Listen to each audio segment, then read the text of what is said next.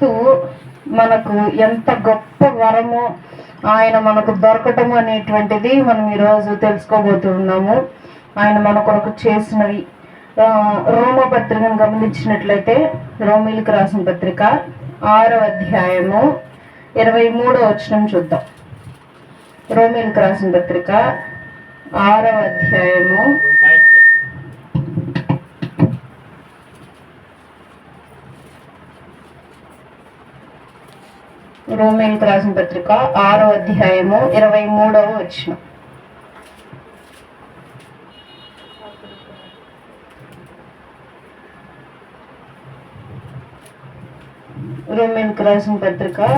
6వ అధ్యాయము 23వ వచనం.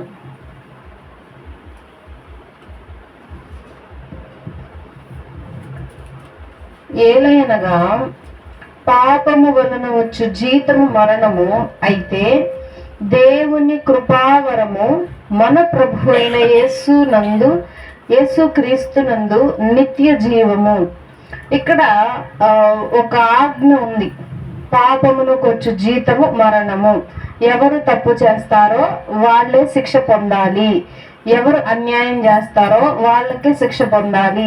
ఎవరు పాపం చేస్తారో వాళ్ళే శిక్ష పొందాలి. ఎవరికి రోగం వస్తే వాళ్ళే అనుభవించాలి. ఈ సృష్టిలో అదే రూల్.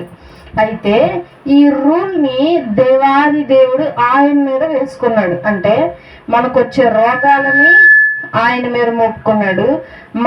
మనం చేసినటువంటి పాపాలు మనం శిక్ష అనుభవించకుండా ఆయన మీదకి మోపుకున్నాడు. అది గొప్ప వరము అని చెప్పి పౌలు గారు రోమీయులకు రాస్తూ ఈ పత్రికలో చెప్పారు. మనము చేసిన ప్రతి పాపానికి, ప్రతి చెడు కార్యాలకి, ప్రతి దానికి క్రీస్తు ఒక్కొక్క దానికి ఒక్కొక్క దెబ్బ చొప్పున అనుభవించేసేసాడు. మనం ఇంకా మన పాపాలకు ఏమి అనుభవించాల్సిన అవసరం లేదు. అయితే మనమేం చేయాలి? ఇక ఈ పాపాలు కంటిన్యూ చేయకుండా ఆపేసేయాలి. మనం పాపం చేస్తున్నాం అని మనకు మనసు చెప్తా ఉంటది. ఈ తప్పు జరుగుతుంది, ఇది తప్పు చేయకూడదు, ఇలా ఉండకూడదు, ఇలా ఉండు అని మన మనసు హెచ్చరించింది. ఆ టైంలో మనం ఆగిపోయి దేవాది దేవుడు చెప్పినట్లుగా మనం మంచిగా నడుచుకున్నట్లయితే మన పాపాలన్నీ దేవుడు ఆల్రెడీ ఒప్పేసుకుంటాడు. మనం ఒకవేళ మోకరించి అయ్యా నేను ఈ తప్పు చేశానయ్యా, తెలియక చేశానయ్యా అని చెప్పినా, ఏదో తెలిసి ఏదో కొన్ని సిచ్యువేషన్స్ బట్టి చెయ్యాల్సి వచ్చింది, తప్పలేదయ్యా అని చెప్పి ప్రార్థించినా దేవుడు ఏం చేస్తాడు? దాన్ని క్షమిస్తాడు. అదే నువ్వు ఆ రోజు చేసి క్షమించేశాక మళ్ళీ ఆ తర్వాత రోజు కూడా చేస్తే దేవుడు క్షమించడు. కాబట్టి ఇక్కడ బైబిల్లో పౌలు గారు ఏం మాట్లాడుతున్నారు? మన కోసము, మన పాపాల కోసము మనం అనుభవించాల్సిన శిక్ష అంతా ఆల్రెడీ ఆయన అనుభవించేశాడు. కాబట్టి అట్లాంటి దేవుడు మనకు దొరకటం గొప్ప అని చెప్పి పౌలు గారు చెప్తున్నారు. తర్వాత యోహాను సువార్త 4వ అధ్యాయము 10వ వచనం. యోహాను సువార్త 4వ అధ్యాయము 10వ వచనం.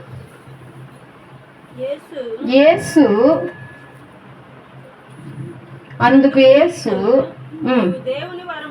నీవు దేవుని వరమును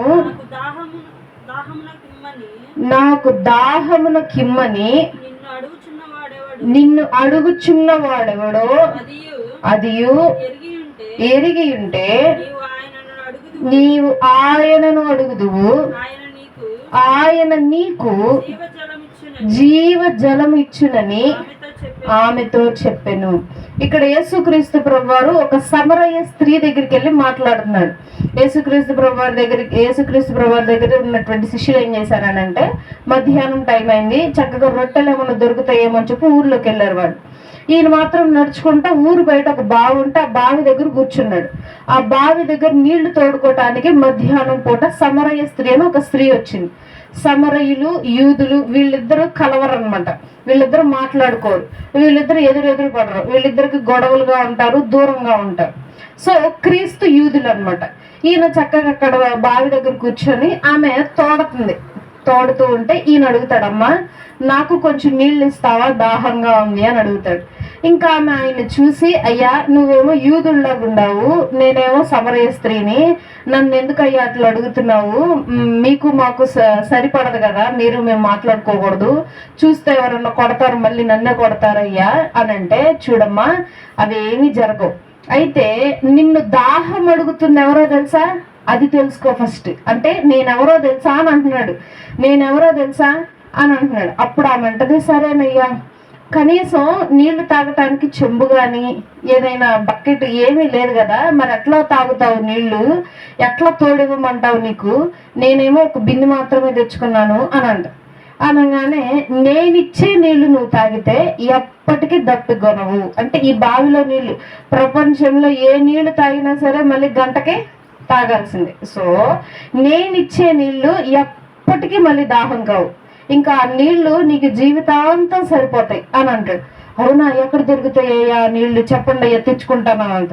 ఎవరైనా అంతే మనుషులు. అయితే అందుకు క్రీస్తు ఏమంటున్నాడు, నిన్ను దాహం అడుగుతుంది ఎవరో ఫస్ట్ నువ్వు తెలుసుకుంటే నీ దగ్గరికి ఆ నీళ్ళు వచ్చినట్లే. అంటే ఆయన ఎవరు దాహం అడుగుతుంది, క్రీస్తు, కుమారుడైన క్రీస్తును. అప్పుడు అర్థమైంది ఆమెకి, అవునా రక్షకుడు మీరేనా, త్వరలో ఒక రక్షకుడు రాబోతున్నాడు, కన్యక గర్భవతి కుమారుని కంటది, ఒక తార వెలిసిద్ది, ఇవన్నీ ధర్మశాస్త్రంలో ఉన్నాయి, నిజమైనయా, మీరు వచ్చారా నిజంగానే, అది నా కోసం వచ్చారా, నన్ను చూడడానికి వచ్చారా అని చెప్పి చాలా సంతోషించి అక్కడి నుండి వెళ్ళి ఊర్లో ఉన్న ప్రతి ఒక్కరికి చెప్పింది ఆయన గురించి. నేను రక్షకుడిని చూశాను, కుమారుడిని చూశాను, లోకరక్షకుడిని చూశాను, మన కొరకు పుట్టాడు ఆయన అని చెప్పి, నిజంగానే వచ్చాడు ఆయన, బ్రతికే ఉన్నాడు ఇప్పుడు అని చెప్పి అందరికీ సంతోషంగా చెప్పింది. సో ఈ నిత్య జీవం అంటే ఏంటి, మనము ఇక్కడ చనిపోయినా మన ఆత్మ ఎక్కడ ఉంటుంది, బ్రతికే పరలోకంలో బ్రతికే ఉంటుంది. లేదు మనం ఇక్కడ చనిపోయినా మనం పరలోకానికి వెళ్ళాక మనం చేసిన తప్పుల నిమిత్తము పరలోకానికి వెళ్తాము, లేకపోతే నరకానికి వెళ్తాం. అయితే ఈ ఆత్మకి నిత్య జీవాన్ని దేవుడు ఇచ్చేసాడు. అంటే ఇక దీనికి పులి స్టాప్ లేదు, మన ఆత్మకి ఇది కంటిన్యూ అవుతూనే ఉంటది. చాలా మంది మనిషిలో ఆత్మ లేదు అని అంటారు, ఆత్మ ఉండదు, మనిషి చచ్చిపోతే చచ్చిపోయినట్లే అని అంటారు. అయితే మనిషిలో ఆత్మ ఉంది. ఆ ఆత్మని ఏ విధంగా చెప్తాము అనంటే శబ్దము అంటారు. ఆ ఆత్మని శబ్దము అంటే ఎలా, ఇప్పుడు నేను నుంచున్నాను మాట్లాడుతున్నాను అని అంటే ఆత్మ ద్వారా. లేదు నాలో ఆత్మ లేదు, అప్పుడు నేను ఎలా ఉంటాను, జస్ట్ అలా పడుకొని ఉంటాను అంతే, ఎల్లకగా లైక్ నిలువుగా అట్లా పడుకొని ఉంటాను అంతే. అంటే కదలిక ఏమి లేకుండా ఉంటా. లేదు నా బ్రెయిన్లో కొన్ని పార్ట్స్ పనిచేసాయి, కదులుతున్నాయి అంటే నాలో ఉన్న రక్త ప్రసరణ మూలంగా నా బాడీ పార్ట్స్ని కదిలించగలను, కానీ నేను మాట్లాడలేను. సో మాట్లాడుతుంది ఎవరు అని అంటే నా శరీరం కాదు, నా ఆత్మ మాట్లాడుతుంది. సో ప్రతి మనిషికి ఆత్మ అనేది ఉంటది. ఈ ఆత్మ నిత్య జీవం దాకా, అంటే ఈ ఆత్మకు పులి స్టాప్ లేదు, ఎక్కడి దాకైనా అంతము లేకుండా బ్రతికిద్ది ఈ ఆత్మ. కాబట్టి ఈ ఆత్మని మనం భద్రంగా దాచుకోవాలి. ఈ ఆత్మని నేను సంపాదించుకుంది ఆత్మ, నా జీవితం నేను ఇష్టం వచ్చినట్లు బతుకుతాను అని అనుకుంటే తర్వాత మనము ఈ ఆత్మని తర్వాత అగ్నిగుండంలో పడేసుకోవాల్సి వచ్చింది. తర్వాత అగ్ని ఆరదు, పురుగు చావది, ఆ నరకంలో అగ్ని చల్లారదు, మనం పడే బాధ వేదన కూడా చల్లారదు. అట్లా యుగాలు మండిపోతూనే ఉండాలి మనం భూలోకంలో చేసిన పాపాలకి.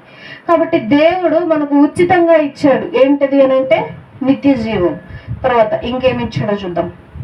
ఫిబ్రవరికి రాసిన పత్రిక 6వ అధ్యాయము 4వ వచనం. ఫిబ్రవరికి రాసిన పత్రిక 6వ అధ్యాయము 4వ వచనం. ఒకసారి వెలిగింపబడి పరలోక సంబంధమైన వరమును రుచి చూచి పరిశుద్ధాత్మలో పాలివారై దేవుని దివ్యవాక్యమును రాబోవు యుగ సంబంధమైన శక్తుల ప్రభావమును అనుభవించిన తర్వాత తప్పిపోయిన వారు తమ విషయంలో దేవుని కుమారుని మరలా సిలువ వేయచ్చు బాహాటముగా ఆయనను అవమానపరుచుచున్నారు గనుక మారు మనస్సు పొందినట్లు అట్టి వారిని మరలా నూతన పరుచుట అసాధ్యము. చాలు. ఇక్కడ కొంతమంది మనుషుల గురించి చెప్తున్నాడు. కొంతమంది మనుషులు ఏం చేస్తారంటే దేవుడు అంటే బాగా భక్తి ప్రేమ ఎక్కువైపోయి దేవుళ్ళో మారిపోయి అతి భక్తిగాను చాలా భయంగాను ప్రేమగాను ఉంటారు. తర్వాత మనిషి అవుతాడు, కొంతకాలానికి దేవుడి నుంచి పక్కకు తొలుగుతాడు, ప్రార్థన చేయడం మానేస్తాడు, బైబిల్ చదవడం మానేస్తాడు, భక్తిగా ఉండటం మానేస్తాడు, లోకంలో ఉంటాడు, ఇష్టం వచ్చినట్టు ఉంటాడు. అట్లాంటి వాడిని మళ్ళీ భక్తిలోకి తీసుకురాలేమంట, అది అసాధ్యం అంట. అదే ఇక్కడ పౌలు గారు తెలియజేస్తున్నారు, ఒక్కసారి భక్తి నుండి పక్కకు వెళ్ళిపోతే మరలా సేమ్ అదే భక్తిలోకి తిరిగి రావటము అసాధ్యము. కాబట్టి మనము ఉన్న ప్రక్రియలోనే ఉన్న దారిలోనే ఎప్పటికీ నిలిచి ఉండాలి అని చెప్పి ఇక్కడ పౌలు గారు తెలియజేస్తా ఉన్నారు. తర్వాత అపోస్తుల కార్యములు 13వ అధ్యాయము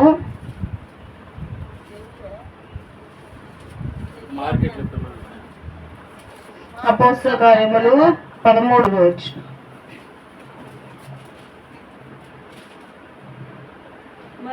మరియు ఇక కుళ్ళు పట్టకుండా ఆయనను మృతులలో నుండి లేపుటను బట్టి దావీదునకు అనుగ్రహించిన పవిత్రమైన వరములను మీకు అనుగ్రహింతును, అవి నమ్మకములైనవని చెప్పెను. ఇక్కడ ఇంకొకటి దేవుడు ఉచితంగా మనకి ఏమిస్తున్నాడంటే వరాలు ఇస్తున్నాడు దేవుడు మనకి. దావీదు గారికి కొన్ని వరాలు ఇచ్చాడు దేవుడు. దావీదు గారు చిన్నప్పుడు గొర్రెలు మేపుకునే వ్యక్తి. దావీదు గారు తన అన్నాదమ్ములలో ఆఖరి వ్యక్తి, చిన్న పిల్లాడు. అన్నాదమ్ముళ్ళందరూ ఆయనలో ఎవరిని చూశారు, ఆయనలో ఏం చూశారు అని అంటే గొర్రెలు కాసే కాపర్ని చూశారు. కానీ దేవుడు ఏం చూశాడంటే రాజును చూశాడు ఆయనలో. సో ఆయన్ని క్రమక్రమంగా హెచ్చిస్తూ వచ్చాడు రాజుగా దావీదు గారు. ఆయన వంశం నుండి క్రీస్తు వచ్చాడు. సో ఆయనకి ఇచ్చినటువంటి వరాలన్నీ మనకు ఉచితంగా ఇస్తాడు అని చెప్పి పౌలు గారు అపోస్తుల కార్యంలో వ్రాయడం జరుగుతుంది. అపోస్తులకు చెప్తున్నారు. అపోస్తులు అంటే ఎవరు అంటే పాస్టర్స్ అని అర్థం అపోస్తులు. సో క్రీస్తు మనకు దొరకటం అనేది గొప్ప వరము. ఈ వరమును మనం అందరము ఉపయోగించుకోవాలి, కానీ దానిని త్రోసివేయకూడదు, తృణీకరించకూడదు. ఈ ఉచితమైన వరము ఎప్పటిదాకా ఉంటది, ఎప్పటిదాకా మనకి అవైలబుల్ గా ఉంటది అని అంటే మనం చచ్చిపోయేదాకా ఉంటది. మనం చచ్చిపోయాక ఏమీ చేయలేము. మనం చచ్చిపోయాక తిరిగి భక్తి సంపాదించుకోలేము, మనం చచ్చిపోయాక బాప్తీసం తీసుకోలేము, మనం చచ్చిపోయాక దేవుడి మాటలు వినలేము, మనం చచ్చిపోయాక దేవుడి పాటలు పాడలేము, మనం చచ్చిపోయాక ఏమీ చేయలేము. అదే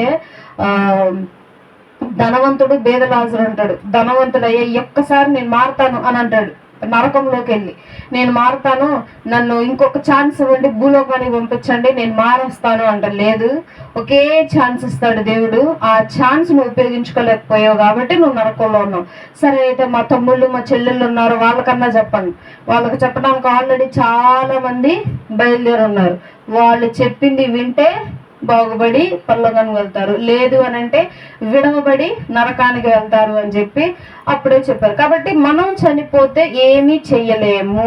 సో దీపం ఉన్నప్పుడే ఇల్లుని ఏం చేయాలి, చక్కబెట్టుకోవాలి.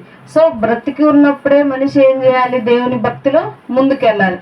చనిపోయాక మనం ఏమీ చేయలేము. సో దేవుడు ఇచ్చిన ఈ వరాన్ని మనం అందరము ఉచితంగా సంపాదించుకోవాలి, ఉపయోగించుకోవాలి. తర్వాత యాకోబు పత్రిక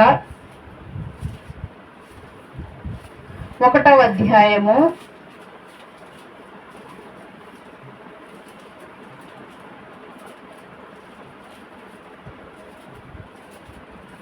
1వ అధ్యాయము 17వ వచనం. శ్రేష్టమైన ప్రతి ఈవియు సంపూర్ణమైన ప్రతి వరమును పరసంబంధమైనది జ్యోతిర్మయుడగు తండ్రి యొద్ద నుండి వచ్చును. ఆయన యందు ఏ చంచలత్వమైనను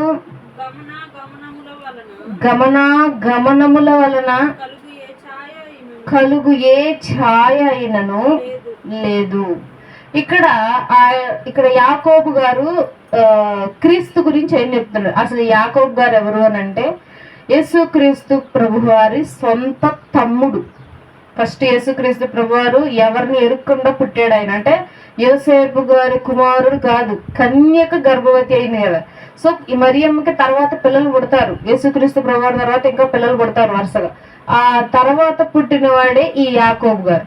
ఈ యాకోబు గారు వాళ్ళ సహోదరులు ఎవరు యేసుక్రీస్తు ప్రభు వారి దగ్గరకు వచ్చేవాళ్ళు కాదు, నమ్మేవాళ్ళు కాదు, దూరం పెట్టేసేవాళ్ళు, హేళన చేసేవాళ్ళు. ఆయన సిలువ వేయబడినప్పుడు కూడా ఎవరు వాళ్ళ కుటుంబీకుల దగ్గర లేరు, ఓన్లీ మరియమ్మ గారే ఉన్నారు అక్కడ. సో ఆయన సొంత సహోదరుడైనటువంటి యాకోబు గారు మాత్రం యేసుక్రీస్తు ప్రభువారిని వెన్నంటే ఉన్నాడు, సొంత తమ్ముడు అన్నమాట. సో ఒకే తల్లికి పుట్టినవాడు. సో ఈయన చెప్పేటువంటి మాట ఏంటి అని అంటే, నా అన్న అయినటువంటి యేసుక్రీస్తు ప్రభు చంచలము లేనటువంటి మనిషి, అంటే పరిశుద్ధుడు, ఇతనిలో ఏ తప్పు లేదు, ఏ లోపము లేదు, మాటలో ఏ తప్పు లేదు, చూపులో ఏ తప్పు లేదు, వినికిడిలో ఏ తప్పు వినడు, చేసే పనుల్లో ఏ తప్పు ఉండదు, తప్పులు ఎంచడానికి వీలు లేనటువంటి వాడు, పరిశుద్ధుడు అని చెప్పి తన సొంత అన్నైనటువంటి యేసుక్రీస్తు ప్రభువారి గురించి ఆయన వ్రాయటం జరుగుతుంది. తర్వాత ఎఫెసీలకు రాసిన పత్రిక 2వ అధ్యాయము 7-8 వచనాలు. క్రీస్తు యేసునందు మనలను ఆయనతో కూడా లేపి పరలోకమందు ఆయనతో కూడా కూర్చుండబెట్టెను. మీరు విశ్వాసము ద్వారా కృపచేతనే రక్షింపబడి ఉన్నారు. ఇది మీ వలన కలిగినది కాదు, దేవుని వరమే. చాలు. మనలను డైరెక్ట్ గా తీసుకెళ్లి పరలోకంలో ఉన్న తండ్రి పక్కన కూర్చోబెట్టాడు. ఎవరు? ఈ యేసుక్రీస్తు ప్రభువారు. మనం చేసిందేమీ లేదంట, ఆయనే చెప్తున్నాడు. మీరు చేసిందేమీ లేదు, కానీ ఎందుకు మనం అట్లా తీసుకెళ్లి కూర్చోబెట్టేంత సిచ్యువేషన్ వచ్చింది, ఏం చేస్తే వచ్చిందంటే ఇదంతా దేవుడిచ్చిన వరం అంట. దేవుడిచ్చిన వరం ఎంత గొప్పదో చూసారా? డైరెక్ట్ గా తీసుకెళ్లి దేవుడి పక్కన కూర్చోబెడుతున్నాడు మనల్ని. మనం ఏ పార్టీకి సమానులము అలా కూర్చోటానికి? మన మాటలు చెడ్డవి, మన చూపులు చెడ్డవి, ఆలోచనలు చెడ్డవి, మనం పాపంలోనే ఉంటాం, పాపంలోనే బతుకుతున్నాం. ఎంత భక్తిలో ఉన్నా సరే పాపాన్ని మాత్రం వదలలేదు, ఎక్కడో ఒక చోట పాపం చేస్తూనే ఉంటాం. అలాంటి మనల్ని అసలు పాపం అంటేనే ఏంటో తెలియని క్రీస్తు దగ్గరికి తీసుకెళ్లి, తండ్రి దగ్గరికి తీసుకెళ్లి, యెహోవా దేవుడి దగ్గరికి తీసుకెళ్లి కుమారుడు మనల్ని కూర్చోబెడుతున్నాడు. సో ఇదంతా మనం చేసింది కాదు, మనం ఏమీ చేయలేదు. కనీసం దేవుణ్ణి మాట కూడా అడుగుండం. మనం ఏమని అడుగుతాం? అడిగితే నాకు ఈ అప్పులు తీరాలి, నాకు ఈ అనారోగ్యం పోవాలి, మా పిల్లలు బాగుండాలి, నేను బాగుండాలి, ఇంకొంచెం డబ్బులు ఎక్కువ రావాలి, ఇల్లు కట్టుకోవాలి బాగా. ఇవి తప్పితే మనం ఇంకేమీ అడగము, ఆలోచన కూడా రాదు. కానీ క్రీస్తు ఏం చేశాడు? ఇదంతా భూలోకంలోనే. ఎప్పటిదాకా? 70 ఏళ్ళ దాకా. 70 ఏళ్ళ తర్వాత జీవితం అని ఆలోచన చేసి క్రీస్తు ఏం చేశాడు? ఆ తర్వాత జీవితం అంతా నువ్వు ఎక్కడ గడపాలి అని అంటే నిన్ను సృష్టించిన దేవుని దగ్గర గడపాలి. సో దేవుని దగ్గర గడపటానికి మనం అర్హులమే కాము, కానీ మనలను అర్హులుగా చేశాడు. మనకు అసలు మనం అక్కడికి వెళ్ళటానికి కూడా మన ఎంట్రీ కూడా ఎవరు ఫస్ట్ మనకు అక్కడ పరలోకంలో దేవదూతలు. కానీ దేవుడు ఏం చేశాడు అన్నట్టు, ఇదిగో మనకు ఒక టికెట్ ఇచ్చాడు అందరికి. ఈ టికెట్ తీసుకొని అందరూ పరలోకానికి రావాలి. ఈ టికెట్ లేకపోతే పరలోకానికి ఎంట్రీ లేదు. ఏంటా టికెట్? బాప్తిస్మం. బాప్తిస్మం తీసుకున్నవాడు మాత్రమే పరలోకానికి వస్తాడు. బాప్తిస్మం తీసుకోకపోతే రాడు అని చెప్పి బైబిల్లో స్పష్టంగా ఉంది. సో ఈ బాప్తిసం తీసుకున్న వెంటనే పరలోకానికి వెళ్ళిపోతామా? వెళ్ళిపోం. బాప్తిసం తీసుకున్న ఒక 2 గంటలకి చచ్చిపోయాం, వెళ్ళిపోతాం పరలోకానికి? వెళ్ళాం. మనం ఇంతకుముందు చేసిన పాపాలకి బాప్తిసం తీసుకున్నాక తర్వాత మన మనస్తత్వం ఎట్లా ఉంది? బాప్తిసం తీసుకునే ముందు కంటే తీసుకున్నాక ఎక్కువ పాపాలు చేస్తాం. ఎక్కువగా భక్తి నుండి పక్కకు తొలగిపోతాం, ఎక్కువగా దేవుణ్ణి మర్చిపోతాం. సో అందుకే దేవుడు బాప్తీసం తీసుకున్నాక ఇంకా జాగ్రత్తగా ఉండాలి. కాబట్టి బాప్తీసం తీసుకున్న తర్వాత నుండి లెక్కేస్తాడు దేవుడు పాపాలు ఒక్కొక్కటి ఒక్కొక్కటి వరుసగా. ముందంతా ఇంక కొట్టేస్తాడు, ముందంతా ఇంక దేవుడికి అనవసరం. సో అందుకని బాప్తీసం తీసుకొని మనం చాలా జాగ్రత్తగా ఉంటే దేవుని యొక్క కుడిపార్శ్వమున కూర్చుంటాం మనం. సో ఇదంతా దేవుడు మనకు ఫ్రీగా ఇచ్చాడు. దీన్నే దేవుని వరము. ఇంత గొప్ప వరాలు ఇచ్చాడు ఈ క్రీస్తు మనకి. ఈ క్రీస్తు పుట్టుక మనకు గొప్ప వరం. అందరూ పుట్టిన రోజును ఘనంగా చేసుకుంటారు, కానీ చనిపోయిన రోజునే ఘనంగా చేసుకోవాలి. నా దృష్టిలో పుట్టినరోజు అసలు పట్టించుకునేకూడదు. బైబిల్లో ఎవరు పుట్టినరోజు చేసుకోలేదు. ఒకే ఒక్క రాజు చేసుకున్నాడు, హేరోదు రాజు. ఎందుకు బైబిల్లో ఎవరు పుట్టినరోజు జరుపుకోలేదు?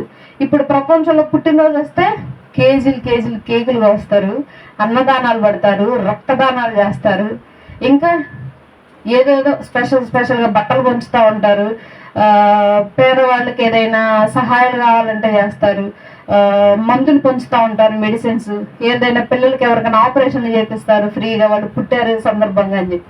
మరి బైబిల్లో ఎందుకు ఎవరు పుట్టినరోజు చేసుకోలేదు అని అంటే, పుట్టినరోజు వాళ్ళ ఉద్దేశం ఏంటి అని అంటే, పుట్టిన వెంటనే పుట్టాము, ఎప్పటికైనా చచ్చిపోవాల్సిందే కదా, దాని గురించి ఆలోచిస్తారు వాళ్ళు. ఇప్పుడు సపోజ్ ఎగ్జాంపుల్గా నాకు 25 ఏళ్ళు వచ్చాయి. ఇప్పుడు నేను ఎంత హ్యాపీగా ఫీల్ అవ్వాలి, అమ్మా నన్ను 25 ఏళ్ళ దాకా దేవుడు నన్ను కాపాడాడు, నన్ను రక్షించాడు అని చెప్పి నేను దేవునికి థ్యాంక్స్ చెప్పాలి. కానీ నేను చెప్పను. ఎందుకు? 25 ఏళ్ళు వచ్చేసాయి అంటే 70 ఏళ్లలో నేను 25 ఏళ్ళ జీవితానికి వచ్చేసాను. ఇంకా నేను ఎన్నేళ్ళు బతుకుతాను తెలీదు. 70 ఏళ్ళు బతుకుతానని కూడా తెలియదు నాకు. ఇంకో సంవత్సరం వచ్చిద్దో లేదో కూడా నాకు తెలియదు. కానీ నేను 25 ఏళ్ళు వచ్చేసాను. అమ్మో, ఈ 25 ఏళ్ళు ఏం బతికాను నేను? ఏం భక్తి చూపించాను నేను? ఎంత పాపం చేశాను ఈ 25 ఏళ్లలో? ఇప్పుడు చచ్చిపోతే నా పరిస్థితి ఏంది? అది ఆలోచించి మనుషులు ఏం చేస్తారంటే చనిపోయిన దినాన్నే లెక్కేసుకుంటారు. 25 ఏళ్ళు మనిషి బ్రతికి, ఈ మనిషి బ్రతుకున్నంత కాలము బాధలు, కష్టాలు, ఇబ్బందులు తప్పితే సంతోషం ఉండదు. బతికి వేస్ట్. కానీ బ్రతికిచ్చాడు కాబట్టి దేవుడు మనం బతకాలి. ఈ బ్రతుకు ఎట్లా బ్రతకాలి? అప్పుడు దేవునికి నచ్చినట్లుగా బ్రతకాలి, దేవుడికి ఇష్టమైనట్టుగా బ్రతికితే అప్పుడు దేవుడు ఏం చేస్తాడు? మనకు కావాల్సిన ప్రతిదీ భూలోకంలో ఇస్తాడు, చనిపోయాక పరలోకంలో కూడా ఇస్తాడు. కాబట్టి బైబిల్లో వాళ్ళు ఎక్కువగా చనిపోయిన వాటిని ఎక్కువగా గుర్తు చేసుకుంటూ ఉంటారు, చనిపోయిన వారిని, చనిపోయిన దినాన్ని. కానీ మనము పుట్టినరోజులను ఎక్కువగా జ్ఞాపకం చేసుకుంటూ ఉంటాం. సో పుట్టినరోజు మెయిన్ కాదు, చనిపోయిన రోజే మెయిన్. మనం ఎప్పుడైతే చనిపోతామో ఇక లైఫ్ అంతమైపోయినట్టే. ఇంకా ప్రసంగి గ్రంథంలో రాస్తాడు జ్ఞాని అయినటువంటి సొలొమోన్ గారు, చనిపోయిన వ్యక్తికి తన పేరు కూడా గుర్తుండదు, కానీ అదే పేరుతో కొంతమందిలోకి వచ్చేసిద్ది కదా. కానీ ఈ బైబిల్ గ్రంథంలో ఆల్రెడీ రాసింది, సైంటిస్టులు కూడా చెప్పారు, ఒక మనిషి దయ్యం అవ్వదు, ఆ ఆత్మ కలిసిపోతుంది, వెళ్ళిపోతుంది వేరే ప్రాంతానికి. సో ఈ మనిషిలో ఉన్నటువంటి ప్రాణం ఎప్పుడైతే కోల్పోతామో, ఆ ప్రాణం ఉన్నంత వరకే మనం ఏం చేసినా సరే, ప్రాణం పోయాక మనం ఏమి చేయడానికి ఉండదు. సో కాబట్టి ఈ దేవుడిచ్చినటువంటి ఈ గొప్ప వరాలు మనం ఎప్పుడూ ఉపయోగించుకుంటూనే ఉండాలి. దేవుడు వీటన్నిటిని మనకు అందుబాటులోనే పెట్టాడు. వీటన్ని ఒక్కొక్క వరం ఉంది, ఈ ఒక్కొక్క వరాన్ని నువ్వు కొనుక్కోవాలి అని అన్నట్లు దేవుడు ఇవన్నీ నీకు ఉచితంగానే వస్తాయి. అయితే నీకు ఇవన్నీ రావాలి అన్నట్టు నువ్వు ఒక పని చేయాలి. ఏంటా పని? ప్రార్థన చేయాలి. ఎప్పుడు ప్రార్థన చేస్తూనే ఉండాలి, దినము ప్రార్థన చేస్తూనే ఉండాలి. భక్తులకి అలవాటైపోయింది వాళ్ళ ప్రార్థన. ఎప్పుడు పొద్దున్న లేవటం ప్రార్థన చేయటం, అన్నం తినేటప్పుడు ప్రార్థన చేయటం, నిద్రపోయేటప్పుడు ప్రార్థన చేయటం, బయటికి వెళ్ళేటప్పుడు ప్రార్థన చేయటం, ఇంటికి వచ్చాక ప్రార్థన చేయటం, ఏదైనా చెడు ఆలోచన వస్తే ప్రార్థన చేయటం, మంచి ఆలోచన వస్తే ప్రార్థన చేయటం, ఏదైనా శుభకార్యం ప్రారంభించాలంటే ప్రార్థన చేయటం, దాన్ని ఆపేయాలంటే ప్రార్థన. అంటే ప్రతి దానికి వాళ్ళు ఏం చేస్తున్నారు? ప్రార్థన చేస్తూనే ఉన్నారు. ప్రార్థన చేయటం అంటే ఏంటి? డైరెక్ట్గా దేవునితో మాట్లాడటమే. దేవునితో మాట్లాడటం, దేవుణ్ణి అడగటం, దేవుని దగ్గర నుంచి తీసుకోవటం. సో ఈ ప్రక్రియ, ఈ అలవాటు మనకి గాని ఉంటే దేవుడు అనుగ్రహించిన ఈ ఉచితమైన వరము మనందరము అనుభవిస్తాము, మనందరికీ లభిస్తుంది. మనం కానీ ఈ వరం తీసుకున్నాము అని అంటే ధన్యులము. ఎందుకంటే ఈ వరం ఎవరికి పడితే వాళ్ళకి రాదు. ఎవరు పడితే వారు దేవుని ఎదుట మంచివారుగా ఉండలేరు. ఎవరిని పడితే వాళ్ళని దేవుడు తీసుకొచ్చి పక్కన కూర్చోబెట్టుకోడు. కాబట్టి ఈ వరము మనం ప్రతి దినము నెమరు వేసుకుంటూ అనుభవించాలి అని చెప్పి మనం చేస్తూ చిన్న మాటలు మన వెనుకల్లో దేవుడు దీవించి ఆశీర్వదించి మనల్ని బలపరిచి ముందుకు నడిపించిన దాకా ఆమేన్. అందరి కళ్ళ నుంచి కళ్ళు మూసుకున్నట్లయితే ప్రార్థన చేసుకోండి.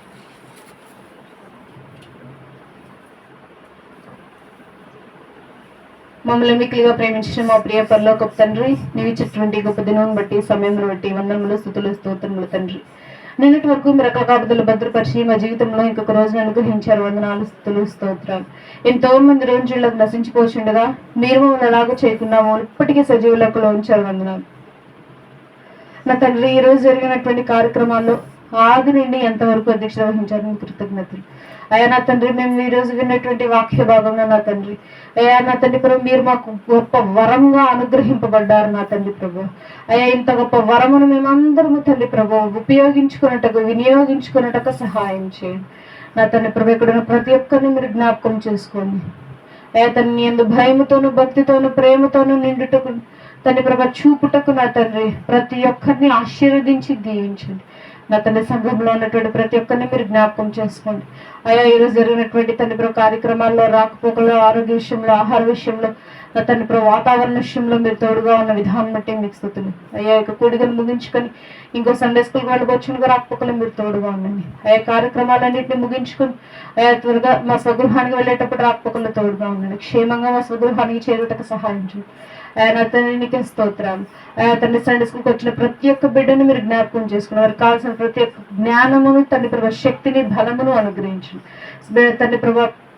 ఎవరైతే సండే స్కూల్ బిడ్డలను తండ్రి ప్రభు సండే స్కూల్ పంపి ఉన్నారో వారి తల్లిదండ్రులను మీరు జ్ఞాపకం చేసుకోండి.